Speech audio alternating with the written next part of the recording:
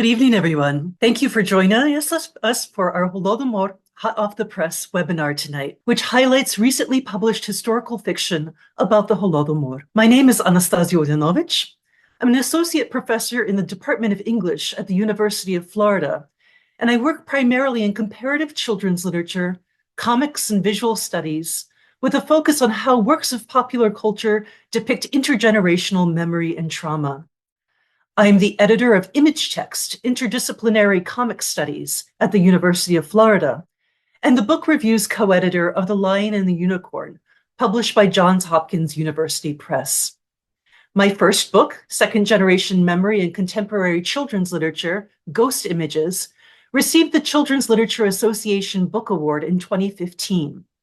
I have two upcoming book projects, one which looks at representations of post-1989 Eastern Europe in comics and graphic narratives.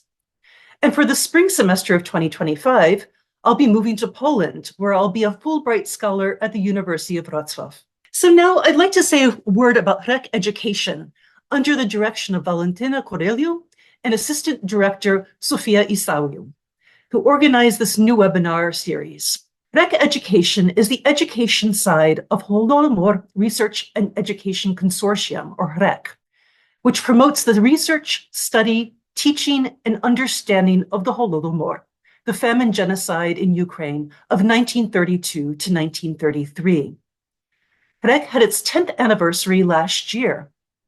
It was established with the support of the Tmerty Foundation as a project of the Canadian Institute of Ukrainian Studies at the University of Alberta, with its main office in Toronto. REC Education promotes the inclusion of the Holodomor in curricula and educational institutions through teacher training programs. It also develops resources, instructional manuals, and lesson plans, holds conferences and workshops, and presents webinars such as this one and other talks. It also does consulting work on curriculum with ministries of education, school boards, administrators, curriculum leaders, educators, and museums. REC Ed in Toronto welcomes you from the traditional land of the Huron-Wendat, the Seneca, and the Mississaugas of the Credit, which is home to many Indigenous people from across Turtle Island, with whom we are grateful to share this land. Tonight, I will introduce our author and discuss a few questions with her about her recently published graphic novel, In the Shadow of Stalin, The Story of Mr. Jones. After that, we invite you to ask our speaker any questions you may have. Please write your question in the Q&A window located at the bottom of your Zoom window. Please keep these questions short and to the point. So with that, I have the pleasure of introducing our speaker today, Andrea Chalupa, who is from Brooklyn, New York, where she is a journalist and filmmaker. She is the host and producer of the Webby Award honoree civic action podcast, Gaslit Nation, where she addresses the threat of fascism globally. She is the writer-producer of the journalistic thriller Mr. Jones, directed by three-time Academy Award nominee Agnieszka Holland, starring James Norton, Vanessa Kirby, and Peter Sarsgaard. And we hope that many of you have seen this film. She studied Soviet history at the University of California, Davis, and Ukrainian at the Harvard Ukrainian Research Institute. She is the author of the graphic novels Orwell and the Refugees, The Untold Story of Animal Farm, and Dictatorship, It's Easier Than You Think. She wrote and directed the short documentary, The Holodomor, Stalin's Secret Genocide, shown at the United Nations in 2016. She has spoken at the Council of Europe, the National Press Club, the National Arts Club, a committee room at the House of Lords, and universities in the US, Canada, Europe, and the Middle East. Her commitment to human rights was inspired by her parents, born in the European displaced persons camp after World War II. She delves into this personal history in her book, Orwell and the Refugees, The Untold Story of Animal Farm. And with that, I'd like to welcome author Andrea Chalupa. And Andrea, I'd like to ask you by asking you to read the pages you chose from your graphic novel, if you please. So this is Mr. Jones in the Shadow of Stalin, the graphic novel. And I want to first thank Valentina Coriul of Hrek, the founder and the queen of Hrek. This book would not exist if it were not for her. This was her brainchild to do some sort of graphic novel. And I'm very grateful for all the trust and faith and hard work that she put into the existence of this important book that we hope will reach a lot of students of all ages around the world. So this cover came together. This is the last bit of the book. It was done by a Ukrainian artist, Alexandra Fastovets. That was important for the publisher, Oni Press, to make sure that there was a Ukrainian artist who did the cover. All right, so I'll read from my graphic novel. The setting is Metropole Hotel, March of 1933. The Metropole Hotel, for those who don't know, was the hangout for the Western press, lots of foreign spies, lots of intelligentsia that would flock from all over the world to come see the exciting experiment of socialism. It was a glamorous spot. And of course, the Kremlin had its agents all over it, spying on everyone. And it's still there in Moscow. And Gareth checks in on his grand adventure. Good evening. I'm checking in. Welcome to the Metropole. Mr. Jones, you're staying 2 nights. My visa is for 1 week. So it says so on the form. I was told 2 nights. No, I'm here for 1 week. We are full the remaining nights. Metro Vicar is holding a conference. Is there another hotel nearby? I'm afraid you're only authorized to stay here for 2 nights. All right, 2 nights. Later that evening, there must be some mistake. You see this gentleman getting arrested in the background. The hotel's on high alert. There was a robbery. Don't be worried. It's top security here. Where are you from, kid? Wales. You here for the Western Mail? Stringer. Eugene Lyons, UPI. Yes, I know. I enjoyed your articles on the building of the electrical grid. It's a tongue twister. Then you must know Metro Vickers' finest, A.W. Gregory, John Cushney. Is Metro Vickers holding a conference in the hotel? No, what gives you that idea? Why do you look so familiar? Have we met before? I look like I could use a drink. You're that Welsh chap that interviewed Hitler. You're definitely coming with us. Let's hurry up and get to Durante's. We're going to jump in time. Gareth has already talked his way through the front door. He used his swagger, his great idealism, and the confidence that creates in him to convince Kremlin authorities that he was there on behalf of the great British statesman, Lloyd George. And so they rolled out the red carpet for him to impress him and show the might of the Soviet Empire. And they sent him on a train into Ukraine. This was significant because Ukraine was cordoned off from the world. They didn't want journalists going down there to know what was happening. But Gareth basically played very cool with them. And they thought that he was going to be another foreigner that they could lead around and dazzle, and that he'd go back convinced of Soviet might. And they didn't understand that he was grounded in reality and the facts and driven by higher ideals of getting the truth out into the world. He was a true journalist. And Gareth practiced journalism by doing this.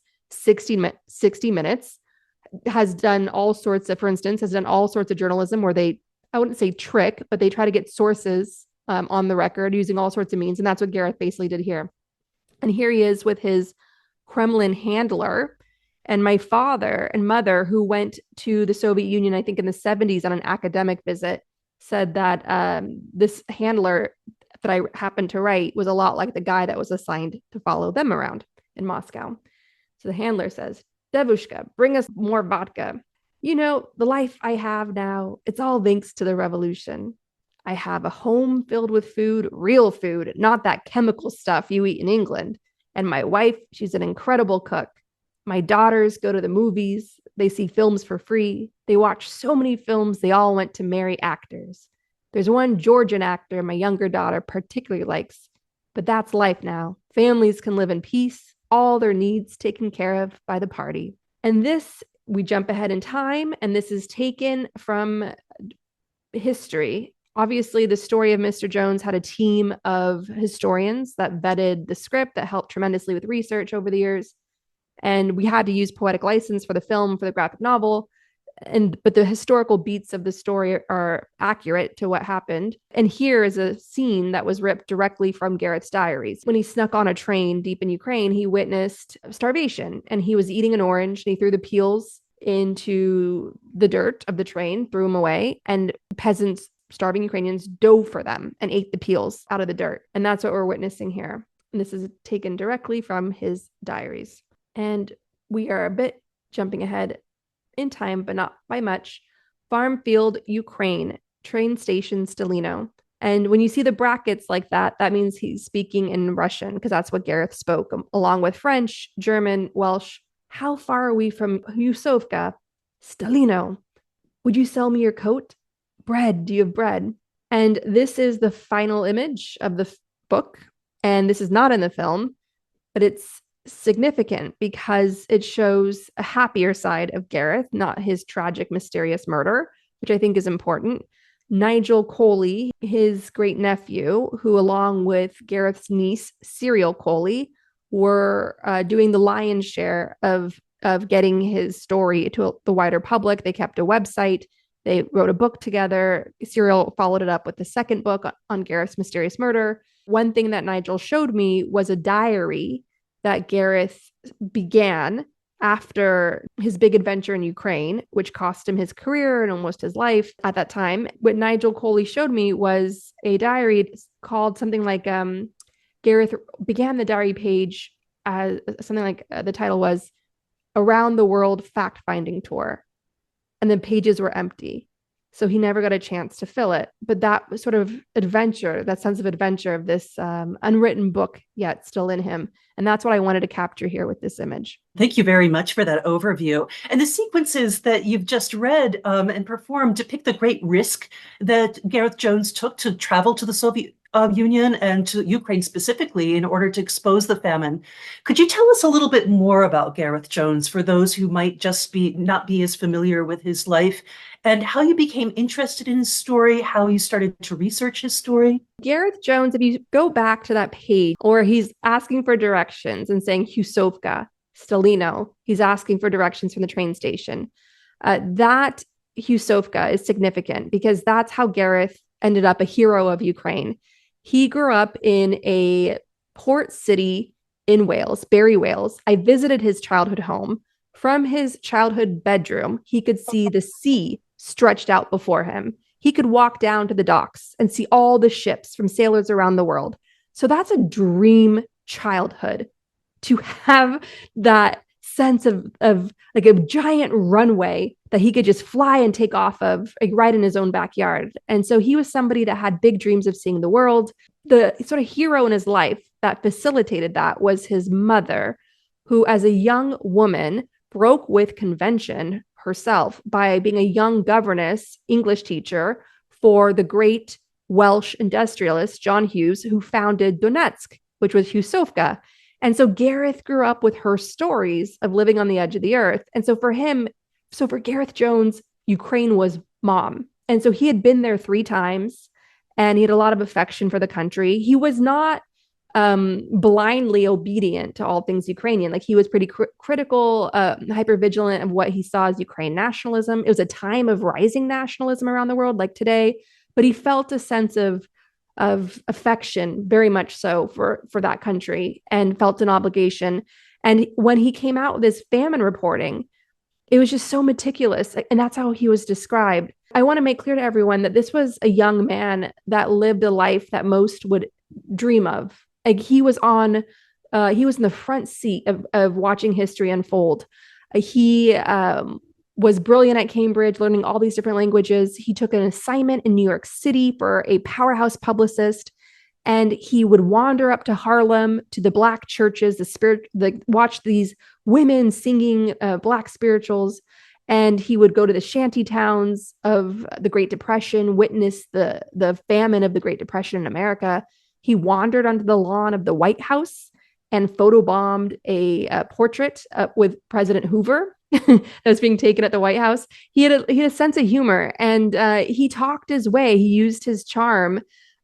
He charmed Hitler's piano player this German American who was quite a doofus, infamous doofus, who was sort of Hitler's one of Hitler's earliest lackeys, who worked as sort of like a press gatekeeper to get all the propagandists to sing Hitler's praises. And Gareth basically convinced this man to let him on a flight with Hitler traveling across Germany. And Gareth got a big story out of that. And he opened that article with the famous words, "If this airplane should crash, all of Europe would be changed." And he was absolutely correct. And not many people saw that at that time. And I think it's important to know about the Gareth Jones story is the reason why he was just ahead of his time for seeing that he didn't have to choose at that moment Gareth versus Stalin. He saw the danger in both. That's why he was risking his life to get into the lion's den with both. He reported on Hitler saying these were primal rallies, that the energy in Hitler's rallies were primal. With Stalin, he called out the useful idiots of Moscow. He called out Eugene Lyons, who we saw, Eugene Lyons of UPI. And that scene, I shared that tonight because in that scene, we're meeting Eugene Lyons, who had a luxurious life in Moscow, like so many did of the Western press that turned a blind eye. It wasn't just Duranty. Duranty was the most aggressive with publishing Soviet propaganda in the New York Times, but he had help. It was all the conformists in the Western press at the time that backed up Duranty. Duranty couldn't have gotten away with what he did if it wasn't for them. That's why I give Eugene Lyons his place in the story as well. And he's significant because he understood that with Gareth's brave reporting, the party was over. And it was only a matter of time that history would catch up to them. And I always saw Gareth from all my research into him, like reading his letters that he wrote home to his mom and dad when he was going on all these great adventures, being so defiant and forging his own independent destiny, being this fierce, fearless, independent spirit. I always saw in Gareth this cowboy with this swagger coming to town and not manipulating, not tricking everyone, but almost like the, Detective Columbo. He came across as so nerdy and meticulous that he could just have his way with people. But he was smarter than all of them. And that's how he was able to do what he did. But he had such a good heart. And I think he knew the price he'd ultimately pay. I don't think he was shocked. I don't think he was naive. I think he just did the right thing because that's how he was raised. That was his mother and father were upstanding. They were both very active in a local church that produced a lot of graduates that would go on to Cambridge. So he had this upstanding moral streak in him. So he understood the price of truth. And that's the name of the film in Ukraine. So I can go on and on about what an extraordinary person he is. So you're going to have to cut me off. But I'll say one final point.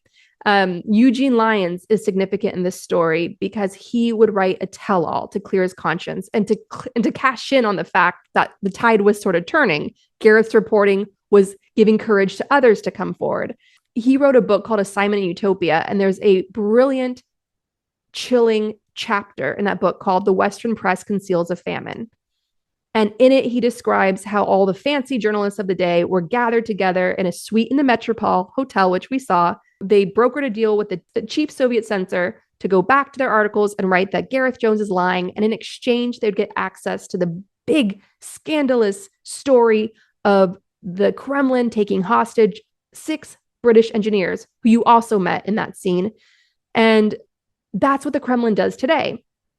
Taking hostage a WNBA player, taking hostage a Wall Street Journal reporter. That's what they did back then. That's what they do today to blackmail the West, to try to spread their terror, their imperialist aims. They did it back then under Stalin. And so those scenes of history repeating and all these primary sources of these journalists giving voice to all this, it's just ringing in my ears as all these current events are unfolding. The story is fascinating. And as you say, it's so relevant to our own contemporary moment. Of course, this is a story that you've told before. You were the screenwriter for the film Mr. Jones that was directed by 3-time Oscar nominee Agnieszka Holland. What motivated you to adapt this narrative into comics form? What do comics or graphic novels do that the medium of film may not? Well, that's such a great question. So I was determined to get this story out in any way, shape, or form. My grandfather was born and raised in Donbass. He grew up thinking in Ukrainian, speaking Ukrainian, writing in Ukrainian, because Donbass, of course, was a hotbed of Ukrainian national identity before the famine, certainly. So I wanted to make a monument to pay tribute to him. I wanted to be close to my grandpa, my Doña again. And so that was the whole reason for the project. And then, of course, as time went on, it became an urgent warning to all of us, unfortunately. So I wanted to get the story out. And I read somewhere that Kevin Costner was fighting to get Dances with Wolves made. Every film is a miracle that gets made. And so they had a strategy of making a book to help the film get made. And I thought, okay, well, I will work with Rec to get this book made. And maybe that is my path to get the movie finally made. But ironically, the movie went faster than the book. And it was actually easier in some ways because illustrations are intensive. And the film had a lot more collaborators bringing all of their brilliant minds to this project. So it was like being a roller coaster of creativity and just seeing how people would take your screenplay and bring their own spirit to it in the most beautiful, exciting way. And that was its own adventure, where the graphic novel was, could you please delete James Norton's giant cheekbones from this?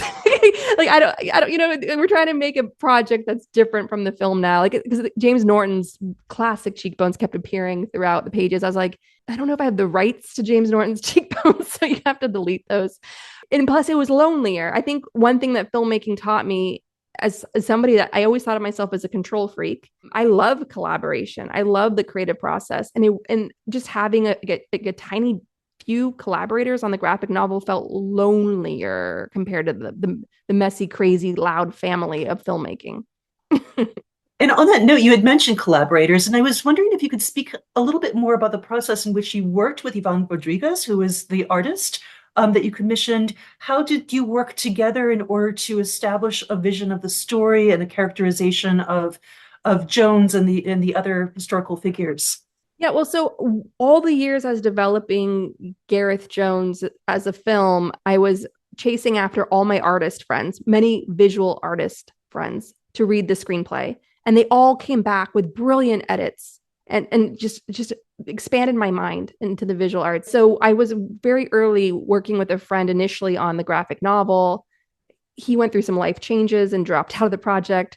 And the publisher had to scramble to find someone else. With Rec's donation to get the graphic novel made, we storyboarded it initially with the new artist we hired. And then the publisher had a very specific vision. The publisher at the time was Carl Reed, who was part of the team that won an Oscar for a short film called Hair Love, about a Black father who learns to do his daughter's hair. Carl Reed had a very specific vision for the graphic novel. He wanted it to feel more Superman. He wanted Gareth to feel like a real life superhero. So that's how the look came out. And so Ivan came into the project to take the storyboard, to take the film, to take the sort of vision and bring it all to life. And because he has that Marvel comic book flavor, that spirit that infuses the work throughout. And he did a brilliant job, and it was really exciting to see. And I think that's an important vision that whole team created, because they could have, like Gareth's niece, Serial, said to me one time, who are you going to get to play Gareth Jones? Gareth was ugly. And I'm like, and I don't agree with that. Gareth was always my imaginary boyfriend all those years. He was like my ideal, my mentor. Like I would talk to him throughout all those lonely years of trying to get the projects off the ground. And so I thought Gareth is like the best. Like, no, but he could have been quirkier. Like his graphics, comics, do all sorts of things. For instance, I'm working on a new project, and the editor, and it's based on a real life person, and I don't want to give too much away, but the editor, the real life person that it's based on is historically a beautiful woman, but the editor said, I want her a bit ugly. And I'm like, but that's not historically accurate. But the thing is, media, comics especially, are saturated with beautiful, unrealistic, beautiful women. So I understood the direction she was going, and it worked out fine. And with Gareth, we could have done the same thing. Like, here's this quirky, kind of awkward hipster. And we didn't. And we went with like a physical superhero depiction. And I think it works really well, because one of the motivations the great Agnieszka Holland had with making this project was that she was tired of anti-heroes. Like we had decades of King Martin Scorsese of Hollywood glamorizing all these gangsters. And then, Agnieszka was doing House of Cards, and everything was so dark with these anti-heroes. Like Breaking Bad was the big show at the time. And so it's no surprise that the world now has like Putin and a corruption crisis in so many countries because we've been glamorizing these horrible people, these criminals. And so Agnieszka very deliberately wanted to bring a classic Hollywood hero to life, to model to people what it means to be a good person. And when the film rolled out, she was doing all these press interviews. She kept saying, Gareth has an empathy gene. And I think that just explains the world today. Some people have the empathy gene, some people don't. That's what it all comes down to. And she's absolutely correct. I want to just add like one of my projects that I'm working on next is on Dorothy Thompson, the American British journalist who won the war against the Nazis on the home front. And she wrote a piece that went viral in 20. She wrote an article for Harper's in 1941 that went viral in 2016 for reasons I'll let you figure out. And in that article, it's called Who Goes Nazi? And she writes about how to tell in your next dinner party by looking around the room who among you would become a Nazi if given the chance. And she ends the article by saying, I know how to play this game because I watched it happen in my beloved Austria and I watched it happen in my beloved Germany. She was famous for Hitler expelling her from the country when he became dictator because of a hilarious profile she wrote of him. I think the Gareth Jones story is just a reminder that some people are just wired to care for others and our collective good. And Gareth had that. I'm so fascinated by how Holland wanted to depict him as a hero because he does come off as a superhero in this graphic novel too. He looks like Clark Kent in some ways, and I think on some level we recognize that even subliminally. I wanted to return to something that you said a little bit earlier about how you sent out earlier versions of this graphic narrative to some colleagues and friends. Who did you imagine to be the ultimate reader or viewer of this text, and what did you most want to communicate to this imagined reader that you maybe had in your head as you were composing? I wanted to reach kids, and I think with TikTok especially today, they're getting a lot more complex information. And I've met a lot of young people, we're talking 8, 9 years old, who are experts on World War II and the causes of World War II. So I think this new group of kids coming up that have been exposed to so much with social media, I think they're ready for books like this. I also wanted to preserve, like I said, the project was for my grandfather, but as I went through it, as understanding how important it was on so many other levels as well, because we're living in a time of rampant disinformation and journalism jobs disappearing, newsrooms shrinking. To be a classic journalist, I don't know if future generations will know what that means because of how social media and AI is destroying newsrooms and the information we get and the overload, and how dictators like Putin leverage that power to cause further chaos and mass destruction. And so I wanted to show young people today that there's this thing called journalism and it's classic and it's essential. And this is what it means to be a true journalist. If you are practicing real journalism, it's dangerous, it's lonely, it's high risk. You have to be ready to be betrayed and misunderstood, but it's all going to pay off because what you're ultimately doing is leaving behind an invaluable record, and the truth will always prevail.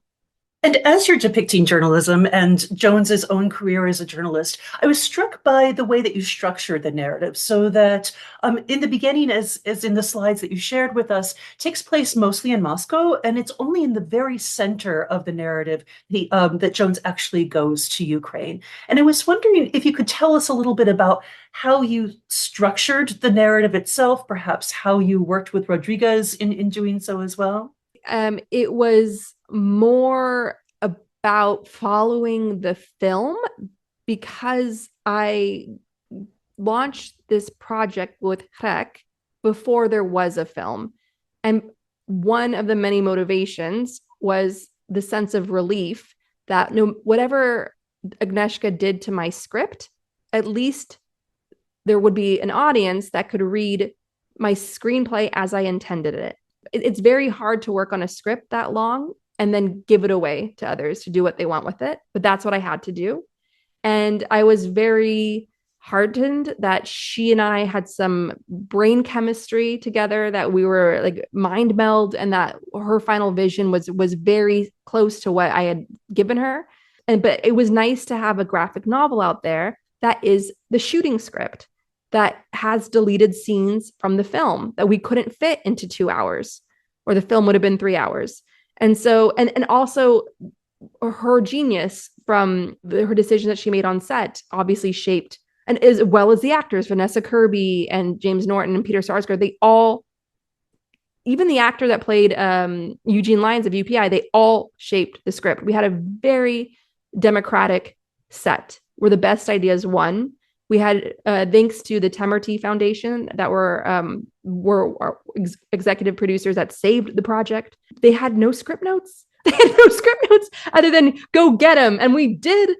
And that's the best way to be. I don't understand these financiers that think, well, I have a ton of money, so that automatically makes me an artist or creative. It's like, no, no, no, no, no. It's like you need the artist to make art.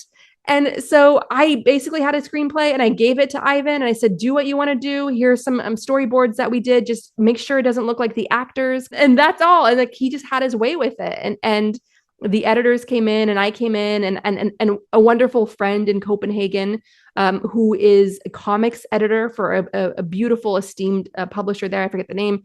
He met with me over Skype for 4 hours, going through the panels, finding things that I just do not have the training to see. And so that was a massive education in how comics work. The shadows, the lines. Oh my gosh. Like it's just such a science even. And I think that this is what a lot of people don't appreciate until they actually look at how comics are created, and the long process and all the collaboration also, as you note. I'd like to call attention to one really interesting sequence in the course of the narrative. And this is a sequence that's without words, and it really had a strong effect on me. And this is when Jones was finding himself totally alone in the Ukrainian countryside. It's page 69 to 71 in the graphic novel. And maybe if we could look at these pages, two significant events occur here. First, Jones comes face to face with a wolf. And then second, he finds a barn that resembles the one in a photograph he carries of his mother. And as you said, decades prior, she had worked as a tutor in the Ukrainian city of Yusivka, now Donetsk. And both of these events are totally worldless. They demand that we look closely at the images and also pay attention to how Jones is himself looking at this new environment. Could you comment further on on the visual significance of the sequence? Why might it be important that it's wordless? And what might be the symbolic significance of the wolf and also of the barn? Yes, in the screenplay, there was a barn that we see in the very start of the script. We see it at the very start of the film. We don't see, well, we do see it at the start of the graphic novel. So we're always, in the screenplay, there was this, I wrote this idea of like, we're headed towards a barn. Ultimately, the story is going to take us to a mysterious barn. What is this barn? And the barn represents mom in Ukraine, the beating heart of why Gareth is there. And the wolf is the lone wolf. And I'm so glad, thanks to Anne Applebaum, that I confirmed that there were wolves and Ukraine during that time, because it's these little historical facts that you always need to confirm. And so Gareth passes another lone wolf, and just a reminder of you're doing what you need to be doing. And then he comes across the barn shortly after that, and he discovers mom. The barn is mom, and he holds up the picture he has of mom. In the first panel there, he's holding up the photo of mom. He lowers it to reveal the barn. And inside the barn, he makes a discovery. And that's a very disturbing discovery. And he meets these kids who are orphaned by the famine, and it's heartbreaking.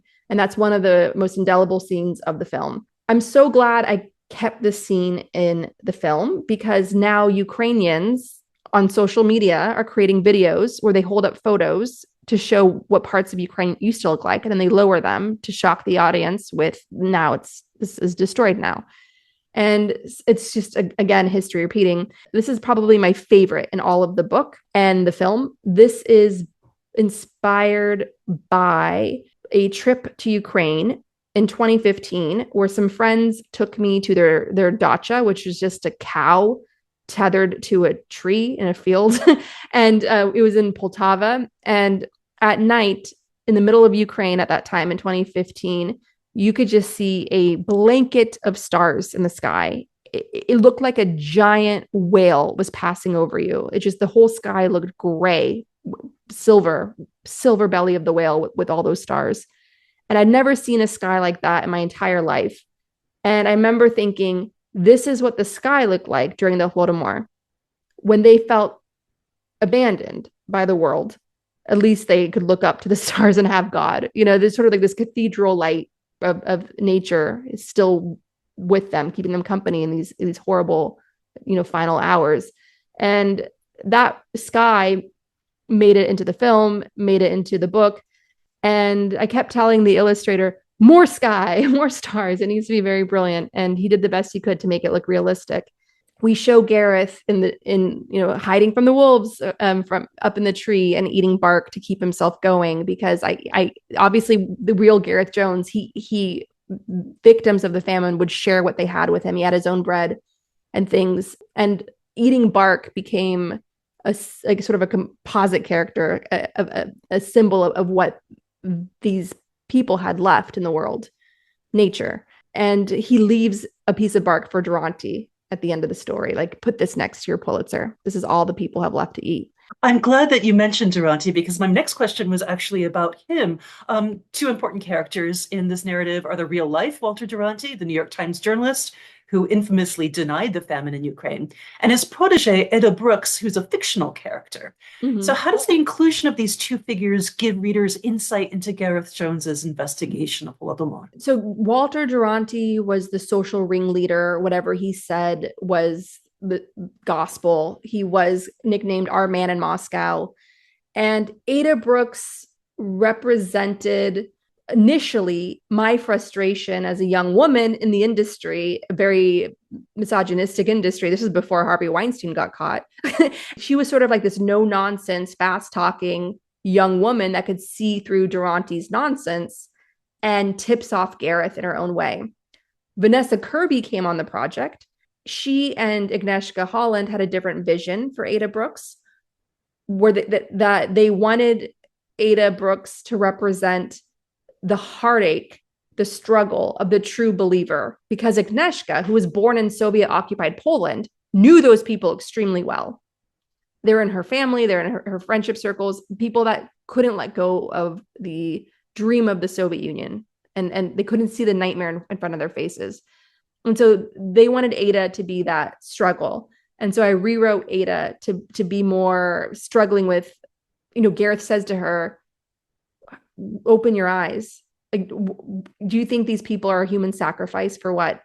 And that was the big debate that was going on for generations among the liberal intelligentsia. And because so many so-called liberals and good and well-intentioned people who were shaping opinion in the West, including the Irish playwright George Bernard Shaw, the Webbs, which founded the London School of Economics and were hugely influential. There was another one. It was a whole long list of useful idiots. It was the Gareth, and because of them holding on to this, the ends justify the means. You can't, as Durante would always say, you can't make an omelet without breaking eggs. You're not going to create the workers' paradise without killing millions of people to build it. It was these fashionable voices across the media that forced Gareth and Orwell to be isolated, to basically really stick their necks out and risk looking crazy, risk their very careers, in Gareth's case, his life.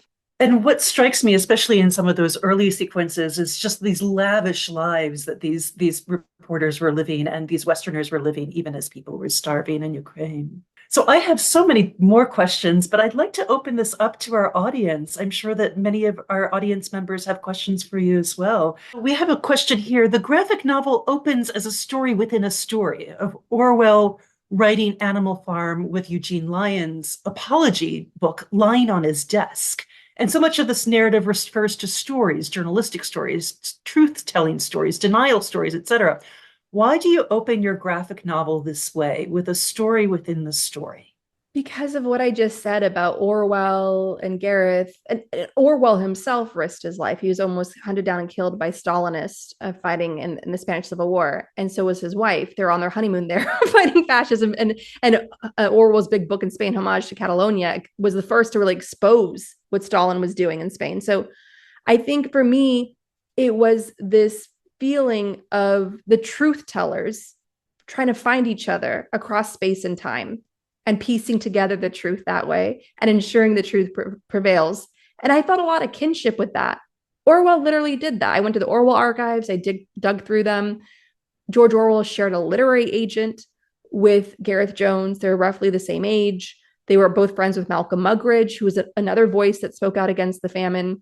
And eventually, not at first, but eventually, Malcolm Muggeridge published a piece about it in the Manchester Guardian, but didn't put his name on it. And Gareth Jones put his name on it. And that's significant. I wanted to show that. And I wanted to show, the very big point of that opening as well, is I want the Gareth Jones graphic novel and the film to be a gateway for readers to go look up Assignment in Utopia, read the chapter where Eugene Lyons describes the crime against journalism of what they did to Gareth. And that's why I put it there. Like you don't believe me? Go find these primary sources. And because there's because that book, Assignment in Utopia, that Eugene Lyons writes, that confession, Orwell goes on to write a book review of it that is so damning and talks about the famine, and it describes the Stalinist empire in a way that sounds like Putin's Russia today. And so Orwell knew from reviewing that book, he knew what they did to Gareth Jones. He knew, because it was being done to him. It was being done to him. He was so determined to fight back against that and to carry on Gareth's legacy, like not for Gareth Jones, but for the sake of truth. And so he ended up Orwell writes an essay called The Freedom of the Press, calling all this out, saying it is so fashionable to be in the pocket of Russia. And he wanted that essay, The Freedom of the Press, to be the preface for Animal Farm, a book he could barely get published. He lost a major publishing deal because of a British man in the Ministry of Information working for the Soviets. And so Animal Farm couldn't get published. And so finally, a small independent press agreed to put out some copies. They waited until the war was over so they wouldn't upset Uncle Joe. And they said, no, we're not going to put that Freedom of the Press essay, that angry essay you wrote, as the book is, you don't need it anyway. But the existence of that essay is the story of Gareth Jones. Thank you. We have kind of a comment and a question. Excellent companion to the movie. Congratulations on this book, which should be in every library. Could you please give us some info on where to purchase it? Yes. So thank you so much, Oksana. I appreciate that. You can purchase it wherever you get your books. So Simon & Schuster has a website. So if you Google In the Shadow of Stalin, the story of Mr. Jones, you can find the Simon & Schuster link. Try bookshop.org. If you don't want to give money to Jeff Bezos at Amazon, you could try bookshop.org. I haven't checked yet if it's there, but I hope it is, because I love that site. And then I encourage everyone to buy a copy for yourself, for the young people in your life, and to donate them to your local library. Well, I'll keep that in mind, and I'll certainly be teaching it in the future. Oh, thank you. I'm happy to talk to your class if you ever want to. Excellent. Wonderful. Wonderful. So I have another question that was sent to me. The pages that you read mentioned Metro Vickers being in Moscow. What is the Metro Vickers story? Yes. So Metro Vickers was, and apologies for not explaining that. I wanted to sort of jump right into the discussion portion. Metro Vickers was a powerhouse British firm that was making lots of money, helping Stalin rapidly modernize the Soviet Empire through his 5-year plans. The Brits had officially recognized the Soviet Union, which was a very big deal. The Soviet Union, of course, had been largely considered a pariah state for how the Bolsheviks brutally murdered the Tsar and so many elites. And plus, the Marxism aspect terrified the capitalist West. And so the fact that the British saw an opportunity there and they sent their engineers for Metro Vickers, they got the party started to make money in for, over there. These engineers, at the height of the famine, when Gareth Jones was doing what he did, when he was out in Ukraine, when rumors were just flying about what was really going on, those journalists, Durante, Eugene Lyons, they knew. They knew they were famine refugees starving in the streets of Moscow. That's how far they made it out. They all knew things were getting very hot for the Kremlin. They even paid a visit to Durante's apartment. When Gareth was on his big adventure, they took hostage the 6 engineers, British engineers working for Metro Vickers. Huge, shocking story. The big sensation in the West, and you can see newsreels to this day exist about this story. That's how big it was, that there was going to be war with London and Moscow now. This could only mean war. And that, of course, was the shiny object distraction for what was happening to Ukrainians. But who cares about them? They're only Russians. That's what Durante would tell everyone. They're only Russians. Who cares? And this sounds so similar to discourse that's happening today as well. 100%. So a colleague has messaged me a question saying, in addition to producing this graphic narrative, you have played a major public role, especially as the co-host of the podcast Gaslit Nation, exposing Russian neo-fascism, Russia's ongoing war against Ukraine, and Russian meddling in recent Western elections. How does your graphic novel, which depicts an earlier era in Eastern European history, give readers more insight into the more contemporary issues that you address in your podcast? It's way too on the nose. I almost think I'm living in a simulation, but I have to remind myself that history doesn't change because human nature doesn't change. When the graphic novel was coming out, it's very strange what happened, but it's the DOJ, the Department of Justice, announced sweeping indictments against a Russian disinformation operation headquartered in Canada with a shell company in Canada. This operation was paying famous MAGA Trump influencers hundreds of thousands of dollars to spread Kremlin disinformation against Ukraine, including one of them by the name of Tim Pool, who used to be seen as a credible journalist for Reuters back in the day. But now he was on the Kremlin payroll. And he knew when $400,000 appears in your bank account in 1 month, $400,000. You know who's putting the money there. I don't know too many people, with media dying, we're in the worst year of media layoffs since the 2008 global crash. And you're getting 400 grand in 1 month to spread Kremlin disinformation against Ukraine and turn Americans against Ukraine, to weaken our support, to give MAGA politicians cover for denying Ukraine aid and saying Zelensky has to surrender, Zelensky has to fire his brilliant US ambassador to Ukraine, and on it goes, right? What I always say on Gaslit Nation, if it sounds like a paid Kremlin shill, it's a paid Kremlin shill.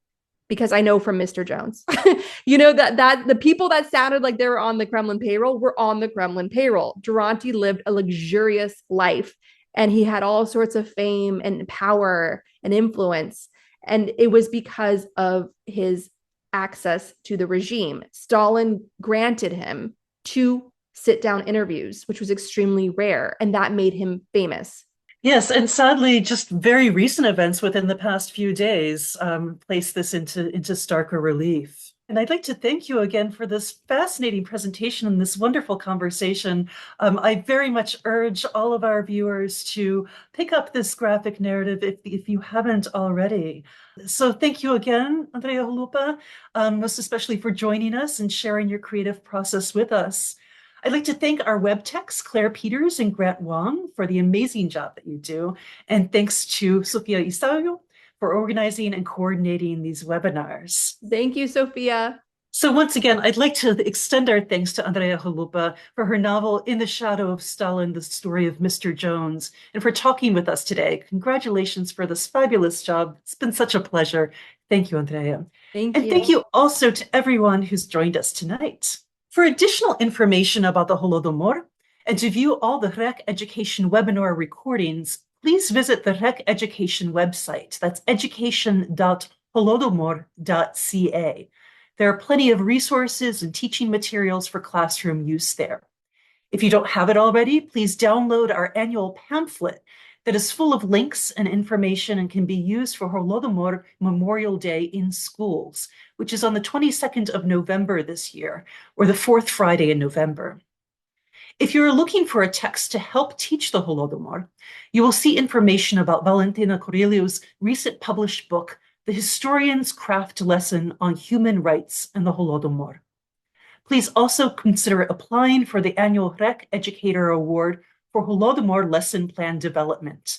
The application downloads from the website, and the deadline to apply is May 1st, 2025. As you know, and as our speaker has reminded us, Russia's war on Ukraine continues now into its 31st month. We see that the Kremlin's genocidal intentions for Ukraine and its people remain the same as they were in the 1930s during the Holodomor.